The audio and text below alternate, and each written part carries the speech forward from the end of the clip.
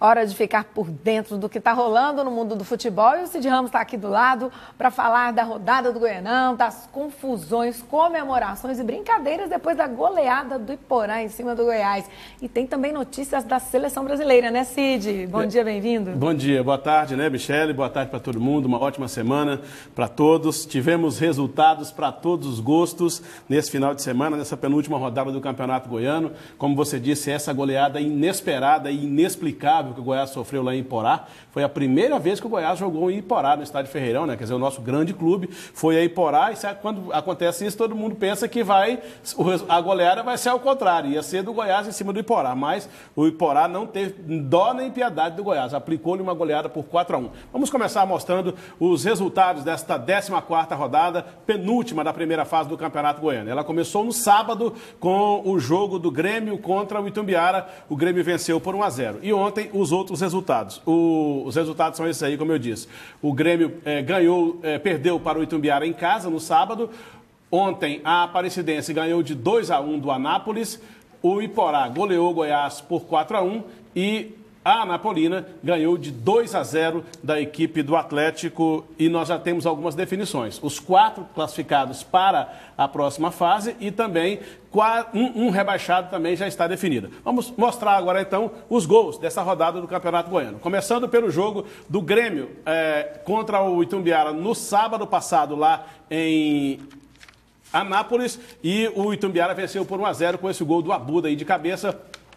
A vitória do Itumbiara, que deixou o time numa posição bem melhor. Aí já é o jogo de domingo, em Aparecida. O Anápolis faz 1-0 em cima da Aparecidense, começa vencendo e poderia melhorar a posição dele, mas acabou tendo esse pênalti aí contra ele. Nonato converteu mais um gol, o 8º dele no campeonato, este aí de pênalti. E aí, logo depois, o próprio Nonato marcou o 9º gol dele de cabeça, 2-1 de virada para a Aparecidense, que já está classificada para a próxima fase do campeonato. E o Atlético, Cid Ramos? Esse aí é que ontem teve um resultado muito ruim. Perdeu para a Anapolina, o primeiro gol é marcado pelo Robson. Logo depois, esse golaço do Esquerdinha fez um golaço com o pé direito, 2-0, matou o Atlético, tirou o Atlético do campeonato. E essa aí, a grande surpresa do campeonato. A goleada da rodada. A goleada da rodada. O Elias faz 1-0 para o Iporá, o Goiás empata logo depois com o Lucão, aí começou a festa. Aqui pela direita o cruzamento é feito e o Brandão faz o primeiro dele de cabeça, o Rodrigo Alves vai driblar o lateral, cruza, e aí gol de novo do Brandão, 3-1, pênalti para a equipe do Iporá. O Elias vai converter 4-1, sem dó e nem piedade. Esse foi o resultado final do jogo lá na cidade de Iporá. Ontem, eu repito, uma goleada que ainda precisa ser melhor explicada. Agora, Cid, sempre que tem clássico, ou que tem algum jogo que tem goleada, igual essa do Goiás e do Iporá, rolam uns memes, né? Você sabe que a torcida não perdoa, né, Michele? Tem um pessoal que fica de piadinha plantão. Doidada. A hora que terminou o jogo já tinha meme de tudo quanto é qualidade, de tudo quanto é gente. Vamos ver alguns aí, olha. Esse aí, o primeiro foi esse da torcida do Vila fez, esse segundo os jogadores comemorando, alguém viu um periquito por aí. Isso aí é bom explicar o seguinte, aqui o símbolo, o bicho que simboliza o Iporá é um lobo-guará. Aí, o Iporá parecia a Alemanha. Isso também foi feito pela torcida do Vila Nova, algum torcedor do Vila Nova.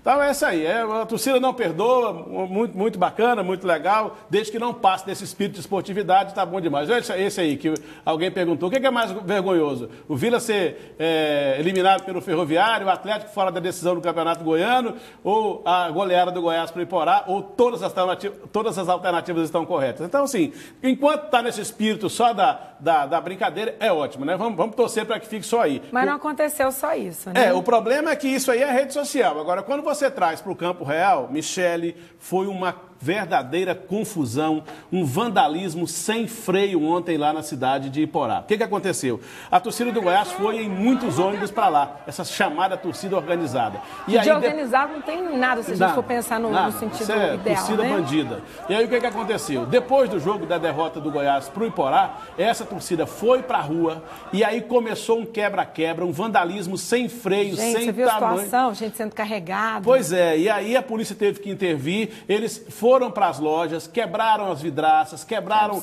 invadiram lanchonetes, que foi uma coisa, um horror. Inclusive, nós temos um vídeo de um torcedor que mandou de lá pra gente, na hora da confusão ele gravou e mandou esse vídeo aí pra gente, que a gente vai ver agora um torcedor ontem lá na cidade de Porá. Solta aí. Torcida jovem do Goiás, trazendo terror na cidade de Porá, uma cidade ordeira, de povo trabalhador, e esse pessoal sai da capital para vir fazer arruaça em nossa cidade. Eles se dividiram em vários grupos, se dividiram os ônibus e está promovendo arruaça, descendo os ônibus, parando em bares, lanchonete e trazendo terror. Pois é. Infelizmente, é um fato lamentável. E o problema, Michele, é que não acontece nada. Esses sujeitos fazem isso, vão para uma cidade pacata do interior, como Iporá e para muitas outras, promovem essas arruaças, vão para a delegacia, ficam 10, 15 minutos, faz um BO lá, um boletim de ocorrência, e vem todo mundo embora como se nada tivesse acontecendo. Infelizmente é assim. E a classificação, os próximos jogos, Cid? Vamos lá, a classificação do campeonato ficou assim, ó. Em primeiro, o Goiás com 24 pontos, em segundo, Vila Nova 24, terceiro, Aparecidense 23, quarto, Anapolina 22. Esses 4, Michele, estão classificados para a próxima fase do campeonato. Isso não muda mais. E os 2 que vão ser rebaixados, um já está confirmado, é o Rio Verde. A vitória do Itumbiara rebaixou o Rio Verde e aí fica o Itumbiara e Anápolis na última rodada brigando para saber quem vai ser rebaixado. O Itumbiara está na frente do Anápolis, portanto o Itumbiara só precisa do mesmo resultado do Anápolis para se garantir na primeira divisão do ano que vem. Isso quer dizer o seguinte, se o Itumbiara ganhar o jogo, ele permanece para o ano que vem, independente de qualquer resultado. Se ele empatar, o Anápolis não pode vencer. O Anápolis tem que empatar também. E se o Itumbiara perder, ele tem que torcer para o Anápolis perder, para ele ficar na primeira divisão. E com esses resultados dessa rodada do fim de semana, teve muita gente comemorando. Muita. Principalmente o pessoal lá de Iporá. Uma comemoração puxada pelo artilheiro Elias, que é vice-líder do campeonato, no vestiário. A gente também conseguiu esse vídeo e vai mostrar para vocês agora. Olha aí a festa.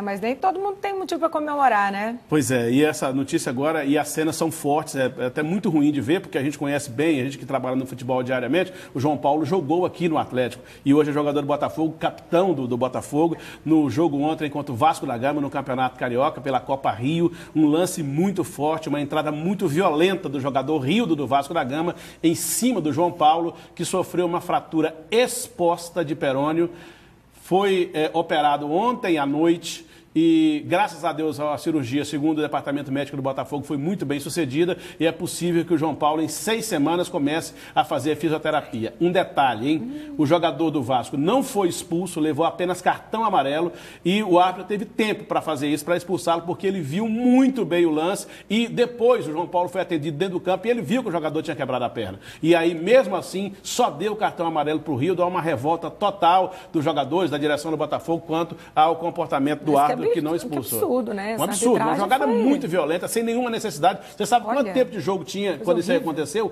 4 minutos apenas de jogo, o rapaz dá uma entrada maldosa, covarde dessa e afasta um companheiro dele por muitos meses. Não se sabe nem se o João Paulo voltará a jogar futebol esse ano e Deus queira que ele volte a jogar futebol depois de uma contusão tão grave. Foi muito feio isso ontem. Agora, você de hoje tem TVC na Copa? Tem, vamos falar de Copa do Mundo. A Graça Torres vem aí para trazer mais detalhes da Copa do Mundo, passadas Copas do Mundo que fizeram história. Graça.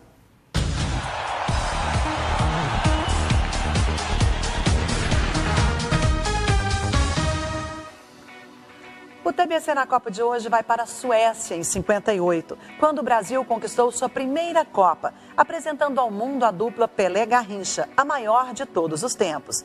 Até então, essa tinha sido a única Copa do Mundo disputada na Europa, vencida por uma seleção não europeia. Dos 95 países filiados à FIFA, 53 se inscreveram. Depois, 5 seleções desistiram de lutar pelas 14 das 16 vagas para o Mundial. Lembrando que a Alemanha campeã e a Suécia, sede do evento, já estavam garantidas.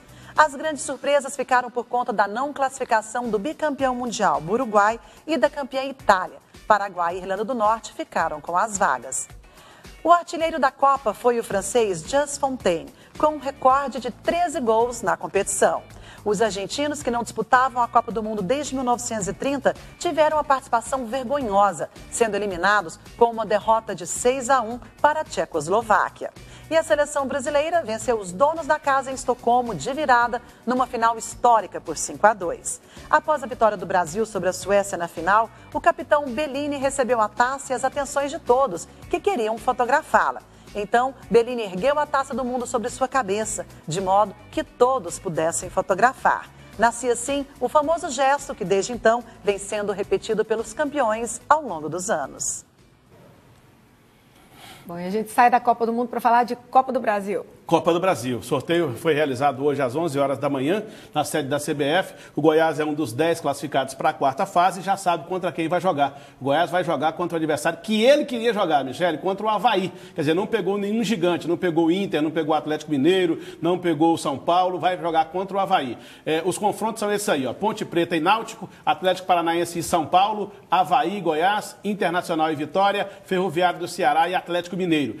Com um detalhe, a ordem dos jogos vai ser sorteada agora, daqui a pouco, e se der tempo, inclusive, a gente traz aqui ainda dentro do JBC Primeira Edição. O Goiás, então, enfrenta o Avaí, só falta saber que dia e quando acontece o primeiro jogo e o segundo jogo. Um vai ser lá em Santa Catarina, na Ressacada, o outro aqui no Serra Dourada. Vamos esperar que, na ordem, o Goiás também dê sorte e faça o último jogo em casa para a torcida ver o time, quem sabe, se classificar para a quinta fase da Copa do Brasil. Tá certo. Por hora, tá todo mundo por dentro do que tá rolando no futebol. Qualquer coisa, eu tô te esperando aqui, Cid. Um abraço, até mais tarde. Obrigada. E a seguir, hoje de manhã, mais